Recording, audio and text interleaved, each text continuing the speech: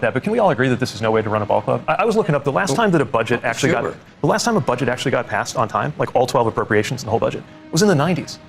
And by the way, on time means on the eve of the new fiscal year. Is there anybody who runs a company of any size who would approve their budget the day before the new fiscal year, let alone months into the new fiscal? This is insane. And it's one of many, many, many things we're doing in this country, acting as if it's normal. None of this is normal. It's not normal to fail to have a budget or an appropriation before the deadline. It's not normal to have our Congress as out of whack as it is.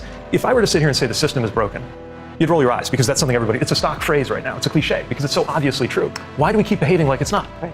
Mr. Secretary, I want to thank you very much for coming in today. Look, I've got my differences with my successor. Obviously, one area where I'm rooting for him to succeed and for the FAA to succeed is to get more controllers, to get the technology up to speed. These implementations are notorious. You're not for the way the Democrats orchestrated 2 shutdowns of the government. I thought we were talking about air traffic controllers, but we can come to that. But I want to make sure we that's why they're not. But the TSA agents are not being paid because of the government shutdown. Right? They can be paid at the stroke of a pen by this president. All right. If you carve out, but the government is shut down. That part is shut down.